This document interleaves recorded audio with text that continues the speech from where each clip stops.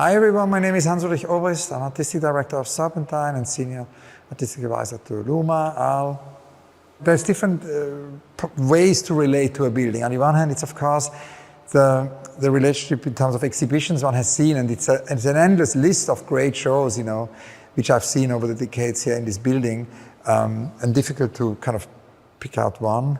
Yeah, and then of course, it's the relationship one has to a building also through artists who have transformed it. I mean, I remember always the transformations, you know, Philip Barlow did, and so on and so on. But anyway, it's a long, long list. We can't go there. But one thing which is interesting, I think, is the relationship as a curator one has to a building where one works, no? And if one installs an exhibition in a building, one spends much more time than if one just visits an exhibition. And I've spent many days here installing exhibitions, and I would say a particularly strong memory is, of course, the big Gilbert and George exhibition, which was first in Arles and then came here. And of course, them being here as living sculptures in the building. The entire building, you know, with them moving through the building became a living sculpture. Then I would say also more recently, the series of archive exhibitions, it began actually in Arles, initially with Edouard Glissant, the idea that out of my archive in Luma Arles, we do every year an exhibition which basically is in memory of a pioneering artist, or in the case of Glissant, thinker, or a filmmaker like Agnès Varda, or a poet, artist like Etel Adnan. This year it's Maria Lasting, and we are here in the exhibition of Gustav Metzger, so maybe we can talk about the most recent moment of actually installing a show here, and I'm incredibly grateful to Maya Hoffmann, to Vasilis Akonomopoulos, to Arthur Fouret, to Anna Friedrich von Brühl. This amazing collaboration here also with the teams are very memorable. The installation teams here are also amazing. So I think that's important. Yeah, the Gustav Metzger show is the most recent show. It's opening today. It's basically, on the one hand, the previous collaboration I've had with Gustav since the 90s. Here we're in the room of the historic photographs. The liquid crystals are next door.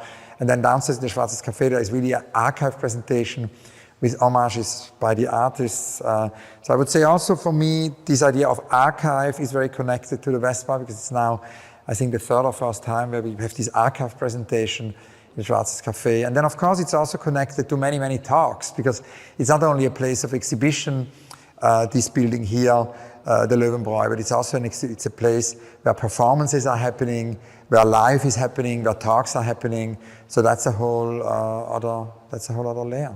Yeah, I always believe, you know, in a transgenerational dialogue. So I'd rather, you know, like to listen to somebody who is 30, what would be, you know, their advice.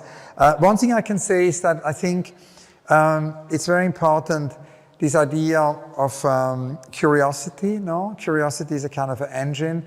I think one thing also, which is very important, is that art is an open gate to possibility.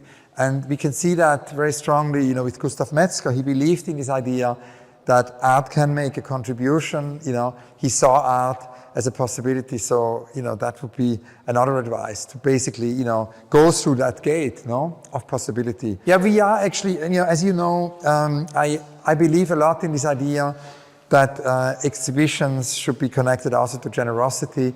In the 90s, when I began, you know, to curate exhibitions after the kitchen, I did an exhibition initially at the Serpentine, and then it toured called Take Me, I'm Yours.